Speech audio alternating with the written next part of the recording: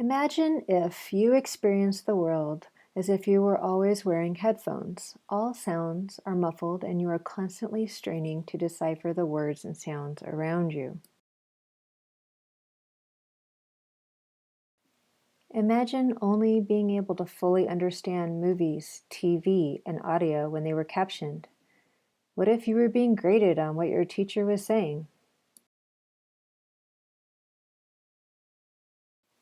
How would that affect your life? Would you withdraw from groups, avoid social functions? Would people assume you're mad at them because your face is strained while you're trying to read their lips so that you can decipher what they're saying? Would people avoid you at work or socially because they are tired of repeating themselves?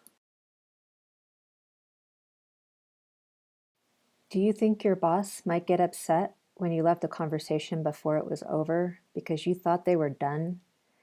Would you feel left out and misunderstood? How would your world be different if you had a hearing impairment?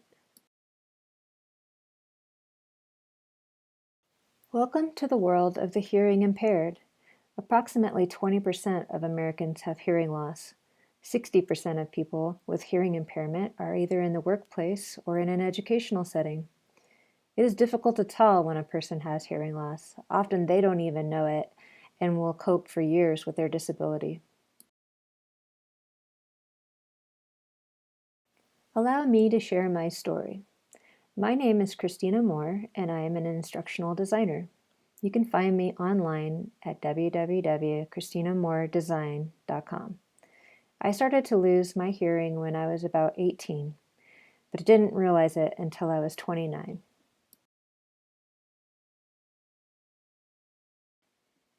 I was in college and pursuing a Bachelor of Arts degree.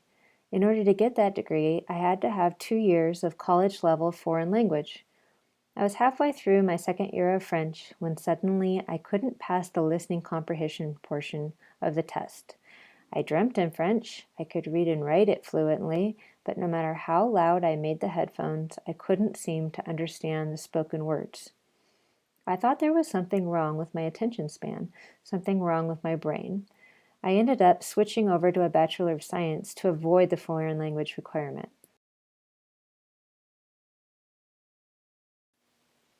I didn't have my hearing tested until I was 29, so for 11 years I went untreated with a significant disability. I learned to cope by watching movies and television with the captions on. However, the real world wasn't so easy.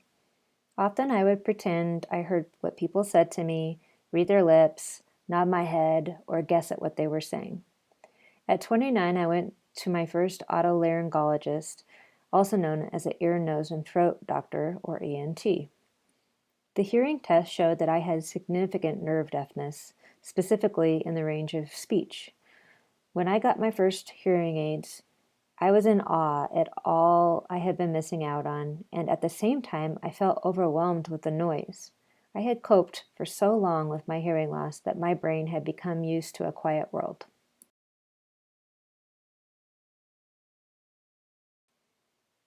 An important tool for the deaf and hearing impaired community is the use of closed captions. Closed captions are typed out words that sync with the audio. They allow people like myself to read what someone is saying. We depend on them for movies, TV shows, news, podcasts, online courses, anywhere there is a video audio element. It is not always possible to read lips. Think about how many times you listen to someone speak without even seeing their face. The majority of most movies and all of audio is this way. In the master's program that I'm in, there is heavy use of audio and video in our program and very little use of closed captioning.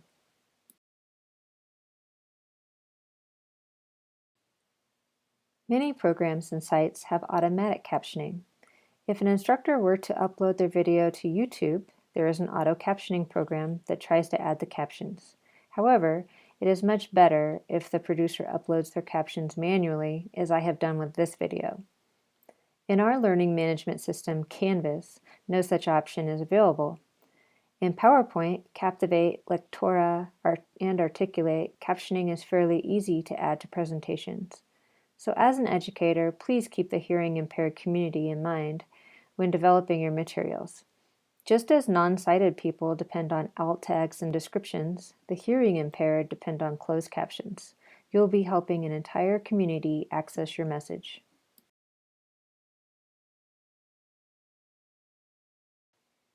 There are many reasons to caption your videos. Here are a few. Your search engine optimization, or SEO, will increase. People will be able to watch your material even when they can't turn on the volume, like in a noisy place or somewhere they need to be quiet. English language learners will have an enhanced experience. It's easier for them to understand what you're saying if they can read it. Your materials could be translated to different languages. You'll be providing accessible materials to everybody and protecting yourself from discrimination lawsuits at the same time. And finally, it's just the right thing to do. If you would like more information, please visit my network learning space on Facebook, Full Life with Hearing Loss. It is a public group open to everyone and has many resources for people with hearing loss and their friends and family.